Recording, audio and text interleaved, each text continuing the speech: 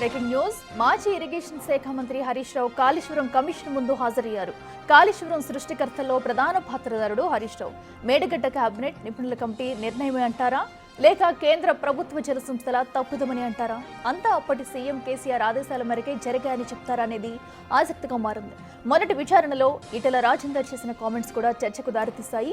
ఆర్థిక శాఖకు సంబంధం లేకుండా కాళేశ్వరం నిర్వహించారన్నారు. ఆ ఇద్దరే మేనేజ్ చేశారంటూ ఈటెల రాజేందర్ సంచలన వ్యాఖ్యలు చేశారు. ఈటెల వ్యాఖ్యల వెనుక అనేక సందేహాలు వస్తున్నాయి. 1,00,000 కోట్ల నిధులను ఆర్థిక శాఖకు సంబంధం లేకుండా ఏ విధంగా సేకరించారో హరీష్ రావు కమిషన్ ముందు చెబుతారా, అసలు విషయం దాచేస్తారా అన్నది ఉత్కంఠంగా మారింది.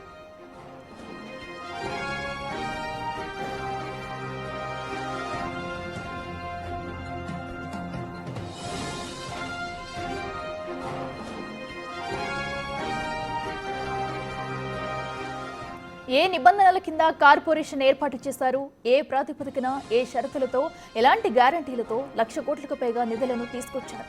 కాళేశ్వరం కార్పొరేషన్ కింద తీసుకొచ్చిన నిధులను పాలమూరు రంగారెడ్డి ఎత్తిపోతల ప్రాజెక్టుకు ఎందుకు మళ్లించాల్సి వచ్చిందనే ప్రశ్నలకు సమాధానాలు రాబట్టాల్సి ఉంది. నిర్మించిన 3 ఏళ్లలో మేడిగడ్డ కూలిపోవడానికి హరీష్ రావు బాధ్యత వహిస్తారా, తప్పు జరిగిందని కమిషన్ ముందు ఒప్పుకుంటారా తేలాల్సి ఉంది.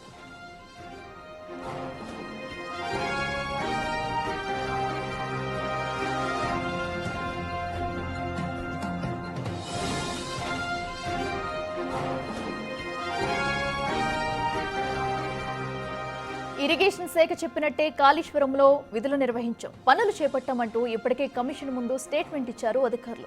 మొన్న కాళేశ్వరంపై 2 గంటల పాటు పవర్ ప్రెజెంటేషన్ ఇచ్చి చేతులు దులుపుకున్నారు. ఇవాళ కమిషన్ ముందు ఏం చెబుతారనేది ఉత్కంఠంగా మారింది. 86 పిల్లర్లలో 2 పిల్లర్స్ నష్టం లేదంటున్నారు హరీష్ రావు.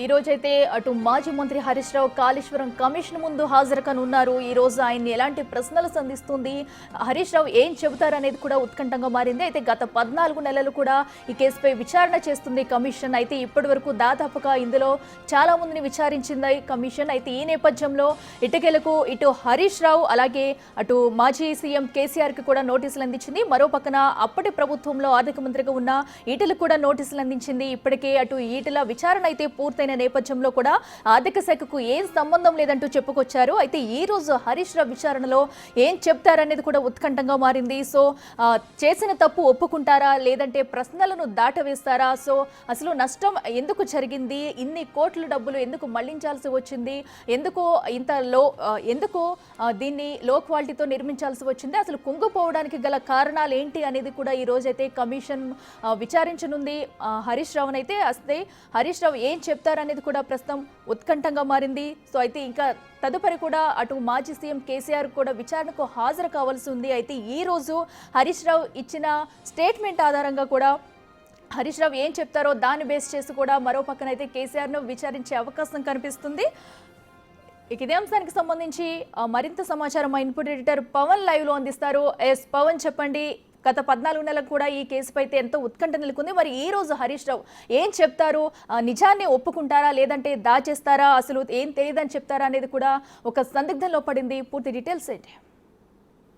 పూర్తిగా సిద్ధమయ్యే అటు కాళేశ్వరం కమిషన్ ఎదుట విచారణకు హరీష్ రావు బయలుదేరారు. ఈరోజు ఆయన నివాసం వద్ద నుంచే భారీ క్యాన్వాయ్తో బీఆర్ఎస్ భవన్కి చేరుకున్నారు. అక్కడ కేటీఆర్తో భేటీ అయ్యారు. కొంత లీగల్ టీంతో చర్చలు జరిపిన తర్వాత నేరుగా బీఆర్కే భవన్లో ఉన్న కమిషన్ కార్యాలయానికి చేరుకున్నారు. ప్రస్తుతం కమిషన్ ఎదుట ఆయన వివరణిస్తున్నారు. ఇప్పటికే అటు కాళేశ్వరానికి సంబంధించి పూర్తి స్థాయిలో పవర్ పాయింట్ ప్రజెంటేషన్ను మొన్న ఇవ్వడం జరిగింది. ఎందుకు అక్కడ మేడిగడ్డ నిర్మించాల్సి వచ్చింది, తుమ్మిడిహట్టు వద్ద ఎందుకు నిర్మించలేదు, వేర్వేరు దగ్గర ఎందుకు ఈ బ్యారేజ్లన్నీ కూడా కట్టింది, అప్పట్లో ఎవరి సూచనలతో ఇవన్నీ నిర్మాణాలు చేపట్టింది, దీనికి సంబంధించి అన్ని వివరాలను కూడా వెల్లడించారు. అటు మహారాష్ట్రతో ఉన్న వివాదం కావచ్చు, అట్లనే ఇక్కడ కట్టడానికి గల కారణాలు, కాళేశ్వరం కట్టినందువల్ల తెలంగాణ భూభాగంలో దాదాపుగా 38% పైగా నీళ్లు అందించాము, 1000 ఎకరాలకు నీళ్లు సాగునీరు అందించాము, ధాన్యం లక్షల టన్నుల ధాన్యం దిగుబడి తెలంగాణ ధాన్యాగారంగా మారింది, ఎక్కడా కూడా ఎటువంటి అవినీతి జరగలేదు, కేవలం 2 పిల్లర్లు కూలిన దానికి కాంగ్రెస్ పార్టీ కావాలనే ఈ రకంగా కేసులు నమోదు చేసి తమ పైన ఒక అసత్య ప్రచారం చేస్తుంది అనే విధంగా ఆయన పవర్ పాయింట్ ప్రజెంటేషన్ జరిగింది. దీనికన్నా ముందు గతంలో అటు ఆర్థిక శాఖ మంత్రిగా పనిచేసిన ఈటెల రాజేందర్ కూడా విచారణకు హాజరయ్యారు. అప్పుడు మంత్రివర్గ నిర్ణయాల ప్రకారమే అటు అంచనాల పెంపు కావచ్చు, లేకుంటే ఆ నిర్మాణానికి సంబంధించిన వివరాలన్నింటినీ కూడా అందించారు. అప్పుడు ఆ భారీ నీటి ఇరిగేషన్ మంత్రిగా అటు హరీష్ రావు ఉన్నారు కాబట్టి ఆయన ఎటువంటి నిర్ణయాలు తీసుకున్నారు వాటిపైన అన్నీ కూడా కమిషన్ ప్రశ్నించే అవకాశం కనపడుతుంది. అంటే అంచనాల పెంపు కావచ్చు, లేకుంటే అక్కడ కట్టడము, వాటి క్వాలిటీ తదితర వివరాలన్నింటినీ కూడా హరీష్ రావుని అడిగి కమిషన్ విచారించే అవకాశం ఉంది. ఇప్పటికే దానికి సంబంధించి అన్ని డాక్యుమెంట్లను కూడా హరీష్ రావు తన వెంట తీసుకొని పోయారు. వాటిని అన్నింటినీ కూడా అటు కమిషన్కి సమర్పిస్తారు. అట్లనే బహిరంగ విచారణలో కూడా కమిషన్ అడిగే ప్రశ్నలకు జవాబులు ఇవ్వనున్నారు. ఇప్పటికే ఈ కమిషన్ ఎదుట అనేక మంది ఇంజనీర్లు, గతంలో పనిచేసిన ఈఎన్సీలు అందరూ కూడా హాజరయ్యారు. అప్పట్లో కేసీఆర్ ఆదేశాల మేరకే డిజైన్లో మార్పు జరగడం కావచ్చు, ఇతరత్ర అంశాలన్నీ కూడా జరిగాయని చెప్తున్న నేపథ్యంలో ఇప్పుడు హరీష్ రావు అటు విచారణలో ఏం చెప్తారనేది కూడా కీలకంగా మారింది. కమిషన్ మాత్రం ఖచ్చితంగా జరిగిన అవకతవకలు, అంచనాల పెంపు, లేకుంటే అక్కడ పిల్లర్ల కుంగుబాటుకు సంబంధించి ఎందుకు జరిగింది ఇదంతా కూడా అప్పుడు ఎవరు బాధ్యత తీసుకున్నారు తదితర వివరాలన్నింటినీ కూడా అడిగే అవకాశం అయితే కనపడుతుంది. మొత్తం మీద అటు బీఆర్ఎస్కి మాత్రం కొంత ఉత్కంఠ బీఆర్ఎస్ పార్టీలో నెలకొని ఉంది. ఒకటే రోజు రెండు విచారణలు, ఇటు బీఆర్ఎస్ కాళేశ్వరం కమిషన్లో ఎదుట అటు హరీష్ రావు విచారణకు హాజరయ్యారు. మరోపక్క ఫోన్ ట్యాపింగ్ కేసులో ప్రభాకర్ రావు సిట్ ఎదుట మరి హాజరు కానున్నారు. ఈ రెండు కూడా బీఆర్ఎస్కు తలనొప్పి తప్పించే అంశాలుగానే ఉన్నాయి. దాంతో బీఆర్ఎస్ పార్టీలో కొంత ఉత్కంఠ అయితే నెలకొని ఉంది. ఈరోజు హరీష్ రావు ఏం చెప్తారు అనే దాన్ని బట్టి ఎల్లుండి 11వ తారీఖున కేసీఆర్ అటు విచారణకు హాజరు కావాల్సి ఉంది. ఆయన కూడా విచారణకు హాజరు కావడానికే మొగ్గు చూపుతున్నారని సమాచారం. అవసరమైతే వర్చువల్గా అవకాశం ఉంటే వర్చువల్గా హాజరు కావడం, దీనికి సంబంధించిన ఇప్పటికే అఫిడవిట్ కూడా తయారు చేయించినట్టుగా తెలుస్తుంది. దాదాపుగా 3000 పేజీల అఫిడవిట్ అటు కాళేశ్వరం ప్రాజెక్టుకు సంబంధించి దాని డిపిఆర్లు మొదలుకొని పూర్తయ్యే వరకు ఏమేమి జీవోలు రిలీజ్ అయినాయి, ఏమేమి జరిగింది, దానిపైన పూర్తి వివరాలతో అఫిడవిట్ దాఖలు చేయడానికి కూడా కేసీఆర్ సిద్ధమవుతున్నట్టుగా తెలుస్తుంది. ఏమైనప్పటికీ ఈరోజు అటు కాళేశ్వరం కమిషన్ ఎదుట హరీష్ రావు హాజరయ్యారు. ఆయన చెప్పే వివరాలు మాత్రం చాలా కీలకంగా మారనున్నాయి. నిజంగానే అటు కాంగ్రెస్ పార్టీ ఆరోపిస్తున్నట్టుగా అందులో అవకతవకలు జరిగాయా, నిర్మాణం లోపంతోనే అటు పిల్లర్లు కుంగుబాటుకు గురయ్యా, బ్యారేజ్ కుంగుబాటుకు గురైందా, లేకుంటే అటు నిర్మాణ సంస్థ లోపాలు ఉన్నాయా, నిర్మాణ సంస్థ నిర్లక్ష్యం ఉందా, ఈ వివరాలన్నీ కూడా బయటపడే అవకాశం అయితే కనపడుతుంది. మొత్తంగా ఇది కొంత బీఆర్ఎస్కు కొంత టెన్షన్ కలిగించే అంశంగానే మనం భావించాల్సి ఉంటుంది. అఖిల. ఎస్ పవన్, అయితే ఈ రోజు విచారణ ఎప్పటి వరకు కూడా కొనసాగే అవకాశం ఉంది? అలాగే ఈ రోజు విచారణలో కనుక హరీష్ రావు సహకరించకపోతే మరొకసారి విచారణకు పిలిచే అవకాశం ఉందా? అయితే ఇప్పటికే దీనికి సంబంధించి కాళేశ్వరం ప్రాజెక్టుకు సంబంధించి పూర్తి డాక్యుమెంట్లన్నింటినీ కూడా తీసుకొని వెళ్ళారు. కమిషన్ అడిగిన ప్రశ్నలన్నిటికీ కూడా ఆయన మౌఖికంగా సమాధానాలు ఇస్తారు. ఆ సమాధానాలన్నింటినీ కూడా కమిషన్ నోట్ చేసుకుంటుంది. గతంలో ఎవరైతే కొంతమంది ఇంజనీర్లను కావచ్చు వాళ్ళందరినీ పిలిపించి విచారించిందో వాళ్ళు చెప్పిన అంశాల ఆధారంగానే ఇప్పుడు అటు హరీష్ రావుని ప్రశ్నించే ప్రశ్నలు కూడా సిద్ధం చేసుకుని ఉన్నారు. కాబట్టి వెంటనే దాదాపుగా ఒక గంటన్నరలోనే విచారణ ముగిసే అవకాశం అయితే కనపడుతుంది. హరీష్ రావు కూడా పూర్తి స్థాయిలో ప్రిపేర్ అయ్యే విచారణకు వెళ్తున్నారు. ఇప్పటికే లీగల్ టీంతో అనేకసార్లు సంప్రదింపులు జరిపారు. అట్లనే గతంలో విచారణకు హాజరైన వాళ్ళందరి దగ్గర నుంచి కూడా వివరాలన్నీ కూడా సేకరించారు. అప్పట్లో ఇరిగేషన్ శాఖ మంత్రిగా దగ్గరుండి ఆ కాళేశ్వరంను రికార్డు టైంలోనే, అత్యంత తక్కువ టైంలోనే కట్టించారు హరీష్ రావు అని పెద్ద ఎత్తున వార్తలు వచ్చిన నేపథ్యంలో ఎటువంటి చర్యలు తీసుకున్నారు, ఎవరికి అటు గతంలో జీవోలు ఏమేమి జారీ అని కాళేశ్వరం కమిషన్ ఏర్పాటు వెనకాల కథ ఏంటి, అందులో నిజంగానే పెద్ద ఎత్తున డబ్బులు అవినీతికి పాల్పడ్డారా, నిర్మాణ లోపం వల్ల కుంగుబాటుకు గురైంది, ఎందుకు చర్యలు తీసుకోలేదు, వీటిలన్నిటికీ సంబంధించిన వివరాలను కూడా అడిగే అవకాశం అయితే కనపడుతుంది. ఎస్ పవన్, అయితే హరీష్ రావు అయితే లోపలికి అటు లీగల్ టీంని తీసుకుని విచారణకు హాజరవుతున్నారని కూడా తెలుస్తుంది. అయితే లీగల్ టీంని అయితే లోపలికి కమిషన్ అనుమతించే ఛాన్స్ ఉందా, లేదంటే లీగల్ టీం ముందు విచారణకు ఒప్పుకోకపోయే ఛాన్స్ ఉందనుకోవచ్చా? మనం గతంలో చూసాం కొంతమంది అటు ఈటెల రాజేందర్ కూడా విచారణకు హాజరయ్యారు. తొలుత ఇన్ కెమెరా అంటే ఎవరూ లేకుండా కేవలం కమిషన్ సభ్యులు అటు ఎవరైతే హాజరయ్యారో వాళ్ళు మాత్రమే గది లోపల ఉంటారు. వాళ్ళు అక్కడ కొన్ని ప్రశ్నలకి సమాధానాలు ఇస్తారు. అవి రాతపూర్వకంగానే కావచ్చు, కాకపోతే మౌఖికంగానే కావచ్చు, అట్లా సమాధానాలు ఇస్తారు. ఆ తర్వాత బహిరంగ విచారణ జరుగుతుంది. బహిరంగ విచారణలో అటు కమిషన్ అడిగిన ప్రశ్నలకు హాజరైన వాళ్ళు సమాధానాలు చెప్పాల్సి ఉంటుంది. కానీ అక్కడ లీగల్ ఎక్స్పర్ట్స్ తయారు చేసిన డాక్యుమెంట్లను మాత్రమే సమర్పిస్తారు. వేరెవరు కూడా అక్కడికి వెళ్ళడానికి ఉండదు. కేవలం హరీష్ రావు మాత్రమే కమిషన్ అడిగిన ప్రశ్నలకు అన్నిటికీ కూడా సమాధానాలు చెప్పి రావాల్సి ఉంటుంది. ప్రస్తుతం హరీష్ రావు అయితే కమిషన్ ఎదుట విచారణకు హాజరయ్యారు. మరి కాసేపట్లోనే బహిరంగ విచారణ కూడా ప్రారంభమవుతుంది. దాదాపు గంటన్నరలో విచారణ ముగిసే అవకాశం అయితే కనపడుతుంది. ఇప్పటికే అటు కమిషన్ పూర్తి స్థాయిలో ప్రశ్నలతో సిద్ధమైంది. వాటినన్నింటినీ కూడా హరీష్ రావుని అడిగి వాటి వివరాలన్నింటినీ కూడా సేకరించిన తర్వాత అటు హరీష్ రావు స్టేట్మెంట్ నమోదు చేసిన తర్వాత అక్కడి నుంచి హరీష్ రావును పంపించే అవకాశం ఉంది.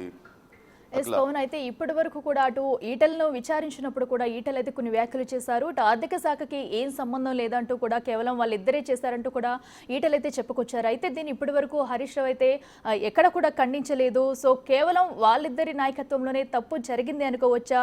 ఈటల మాటల్ని ఖండించకపోవడాన్ని ఎలా చూడాలంటారు?